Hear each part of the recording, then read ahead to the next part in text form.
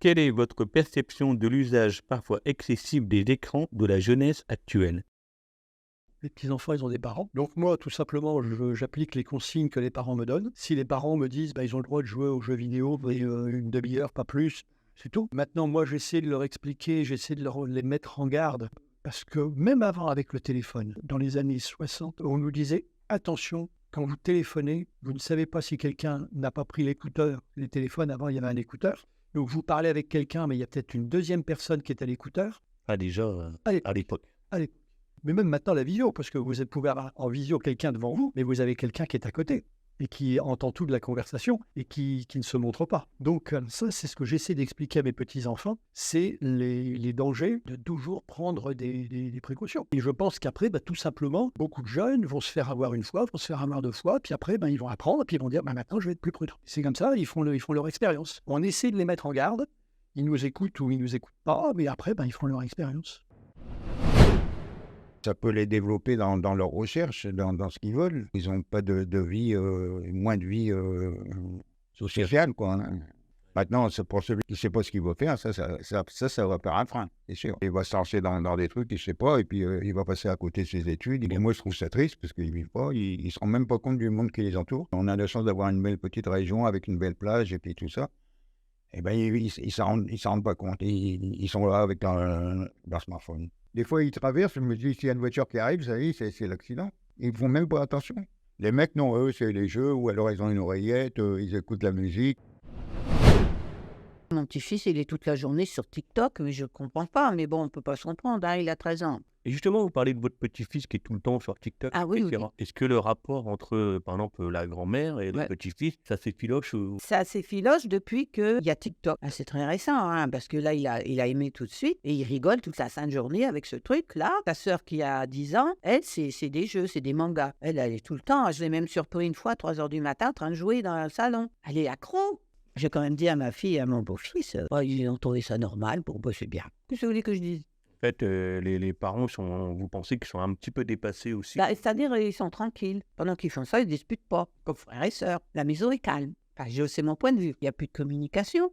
Avant, quand ils aiment beaucoup les jeux de société, ils commencent à plus les aimer parce qu'ils ont leur écran. Ils avaient toujours des jeux de société pour Noël et tout, mais maintenant, pour arriver à se mettre à 3-4 autour de la table pour jouer à un jeu de société, c'est compliqué.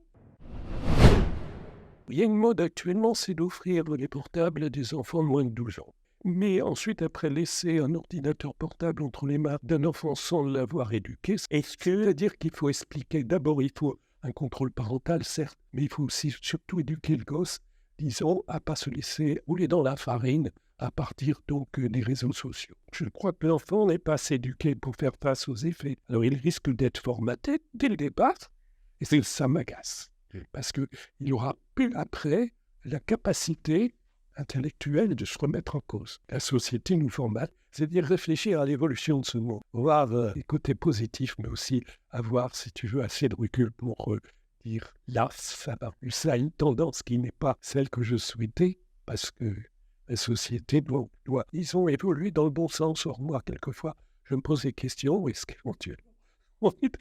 qu'on ne va pas droit dans le mur? Quand je rebondis là-dessus, informatique, moi je les trouve, certaines, beaucoup, sont très violents. Il faut tuer, il faut détruire. C'est un avatar qui le fait, dire c'est important. Comment les gens reçoivent, disons, cette ambiance violente? Comment ils la rejettent ou comment ils l'intègrent?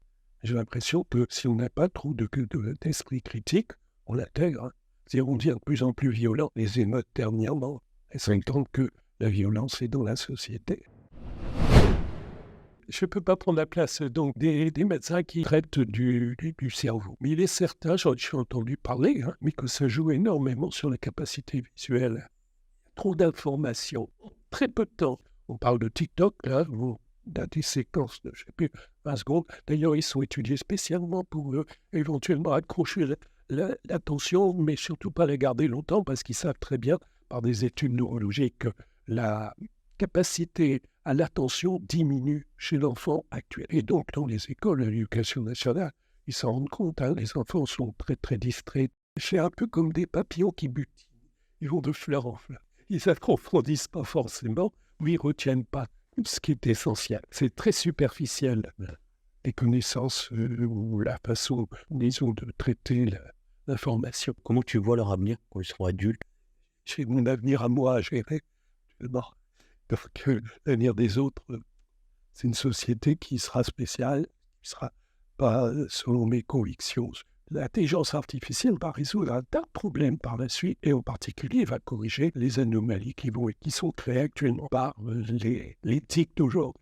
L'homme est éminemment adaptable, mais quand même jusqu'à un certain point. Après, je pense que les jeunes, là, ils abusent des réseaux sociaux. C'est comme ça qu'il y a des harcèlements, les TikTok ou chez Instagram et tout ça. Ils enregistrent n'importe quoi. Ça, c'est dangereux. Je ne comprends pas d'ailleurs que ce soit permis. Dans les réseaux sociaux, il y a toute la pornographie. Il devrait y avoir une censure dans les réseaux sociaux. Moi, ça me choque. On donne des téléphones portables à des gamins de 6 ou 7 ans. Et sur ces téléphones, on peut tout voir. J'ai l'impression qu'il y a des parents qui ne surveillent absolument pas. J'espère que les jeunes, la génération suivante, elle se rendra compte des excès du numérique. Ça, c'est un gros problème, ça. Parce que quand il y a des réunions de famille, nous, les grands-parents, parents, obligés de dire « Vous mettez le téléphone là, on le ferme. » On ne peut plus faire de repas de famille. Ils sont sans arrêt dessus. Il ne peut plus y avoir de dialogue. Et ça te fait peur pour l'avenir? Oui, parce que les jeunes vont se renfermer de plus en plus.